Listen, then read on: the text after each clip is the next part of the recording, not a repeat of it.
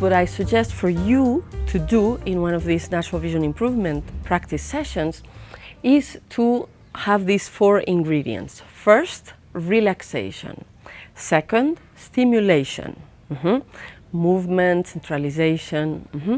Third, sunning. And fourth, palming.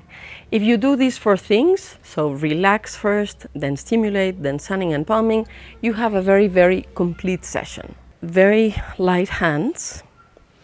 Take your thumbs and you can press at the beginning of the nose, the upper part around the eyeballs. Never press on the eyeballs, never exert any pressure on the eyeballs. You're at the edge of the bone, of the hole, of the sockets. Yeah, you can do the whole contour of the socket, the border of the bone.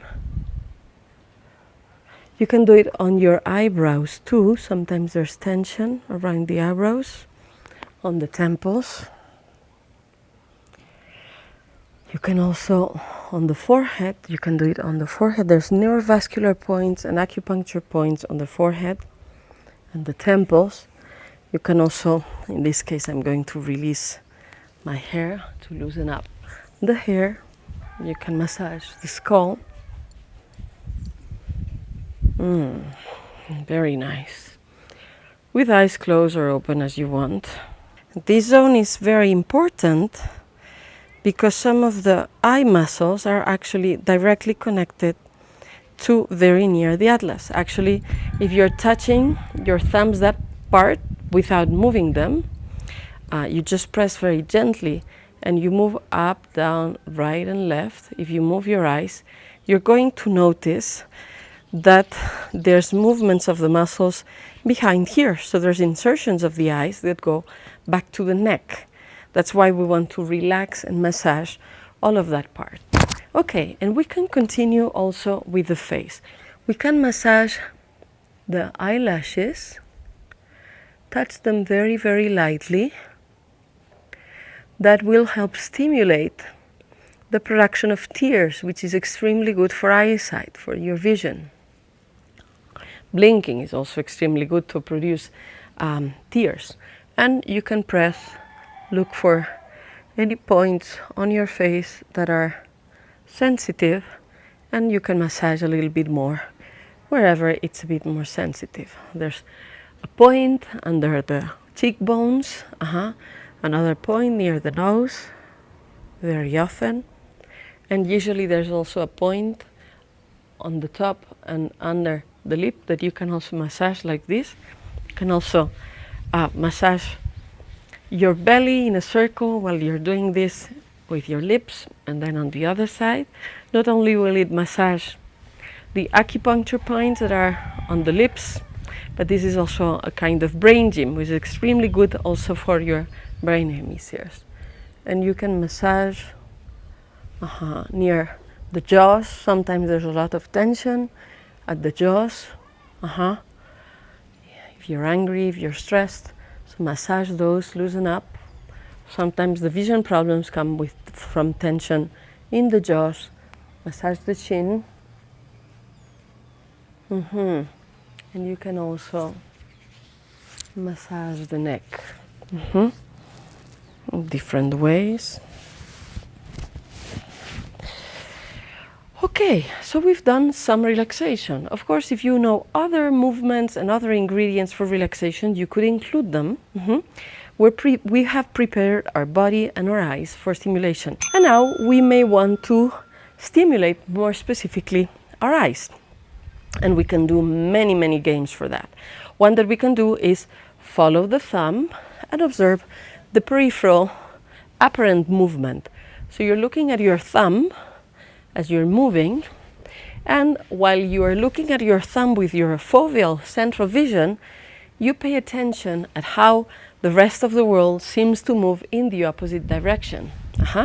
This is very good stimulation for your peripheral vision. And when the peripheral vision is stimulated, it's extremely relaxing for the eyes. So this is also a very good movement to start with to relax the eyes after relaxing the body and before doing other movements, other stimulations and movements. Okay, so you can do this as many times as you want and as long as you want. The ideal is to do it as long as it's pleasant, that it's fun, that you are enjoying it. Yes, this is the best way to measure time in practice. Now, what could we do? Well, we could do this with our own fingers, or if you have a finger puppet, then it's also fun because your eyes are going to be curious about it and you will want to look at it. So we can start, for example, with lazy 8s, and you can do them smaller or wider. It's important that in the center the movement goes upwards, yeah? But you can do them smaller or wider. You can do them further or closer.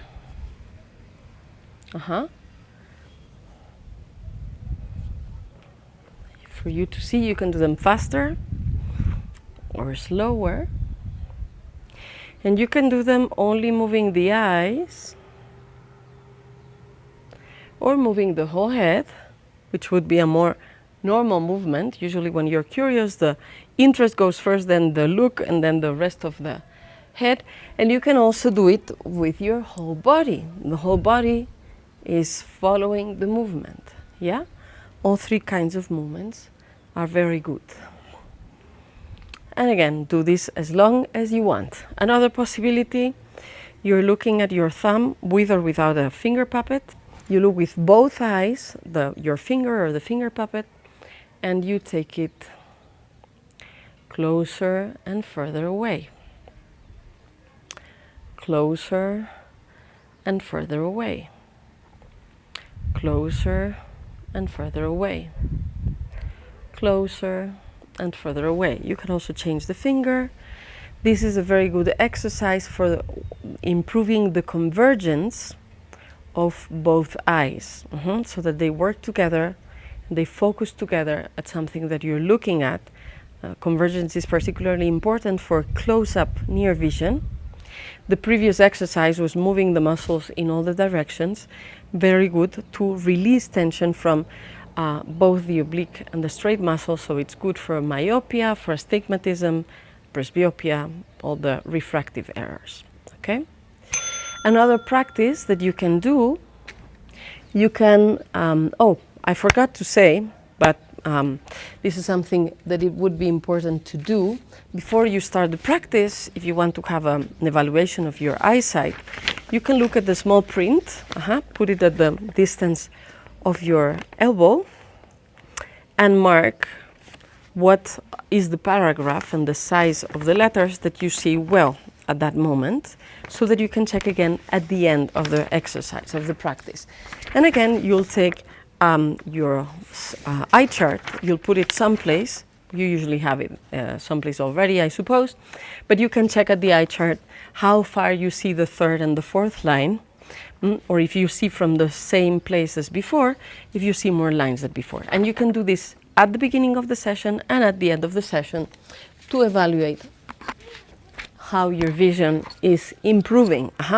Of course, it would be interesting and important to pay attention at all the other dimensions of your experience of seeing and notice how they are improving as you practice.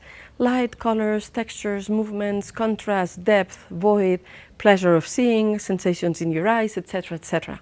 And you can, of course, after each of these practice sessions, write in your logbook what has changed, what is improving. Okay, let's continue with some more games. Another thing that you can do, you can take with your fingers your nose, and this would be best to do it somewhere where you can look far. If you notice here, I'm in a beautiful landscape in Oaxaca where there's mountains and trees and things to look at the far. So take your nose, and now you're going to look at one fingernail, and then you're going to look as far as possible to the clouds, the mountains, the sky. Then look at the other fingernail, and you're going to look again at the clouds, the mountains, whatever is far away.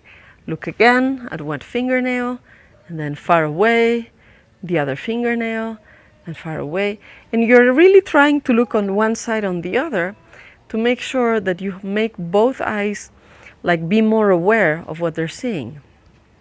One fingernail and far away, the other fingernail and far away. You may notice that you see one of the fingernails easier than the other. It may be an indication of what you're directed by.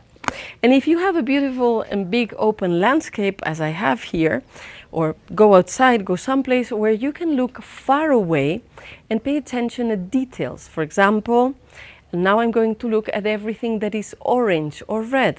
I can see flowers there, and there's a rooftop there, and there's some people hanging clothes that are red over there, and I see a red car over there.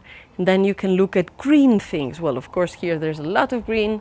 There's lots of different shades of green, so you could try to recognize different kinds of leaves in green. And then you can look at blue things. When you focus on colors, then it's not important if you're perceiving precisely the shapes or the things they are, and you're still stimulating your eyes and encouraging them to be interested about things that are far away. Looking far away is very relaxing for the eyes, so it's always a very good thing to do, especially nowadays where we spend a lot of time looking at screens that are very near us.